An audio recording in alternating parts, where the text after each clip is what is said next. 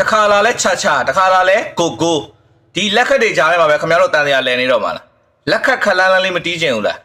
အရန်ပြင်းဖို့ကောင်းတယ်နော်ဒီဟာတွေပဲတခါလာဒါတွေပဲတီးနေတာဘော်ဒါတွေကြားထဲမှာထင်ပေါ်ခြင်းတဲ့လက်ခတ်လေးတစ်ခုပြပေးမယ်အဲ့လက်ခတ်လေးကတော့ country လက်ခတ်ဖြစ်ပါတယ်နော် country လက်ခတ်ကတကယ်တော့မြူးလဲမြူးတယ်နားထောင်လို့လည်းကောင်းတယ်နော် country လက်ခတ်ကကျွန်တော်အခုသင်ပေးမယ်လွဲတယ်နော် country လက်ခတ်ကနှစ်ဖြတ်ရှိပါတယ်ပထမတစ်ဖြတ်ကိုကြည့်ပါဦးစီနဲ့ပဲပြပေးမယ် bass down up ရပြီနော် bass က5ကျိုး bass down up ပြီးရင်ဒီမှာ hammer ပေါက်မယ်ဒါတစ်ဖြတ် bass down up ကတစ်ဖြတ်ရပြီနော်နောက်တစ်ဖြတ်က hammer ပေါက်မယ်4ကျိုးတီးပြီးသွားရင်ဖိလိုက်တီးပြီးတာနဲ့ဖိလိုက် down up ဟုတ်ပြီအဲ့တစ်ဖြတ်မှန်နော်ဟုတ်ပြီပထမတစ်ဖြတ်က bass down up hammer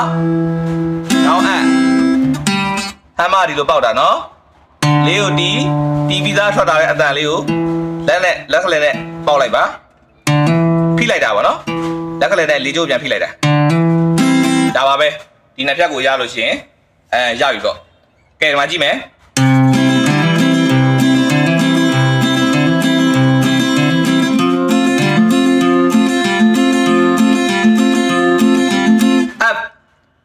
လက်က3ခွက်တော့သွားမယ်နော်ကန်ထရီလက်က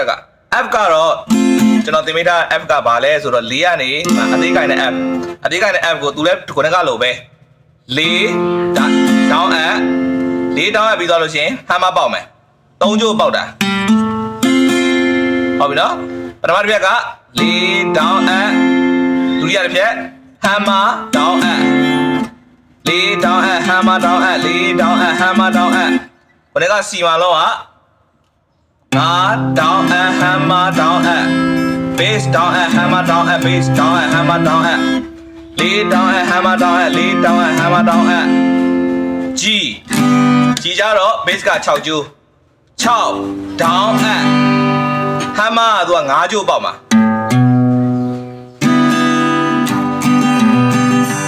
လက်သားကိုင်တာ5ကျိုးအဒီအပေါ်မှာပဲလက်ကလေးပဲမြောက်လိုက်အောင်ပဲเนาะဒီမှာကြည့်ပါโอเคเนาะစာနေနေပဲကြည့်မယ်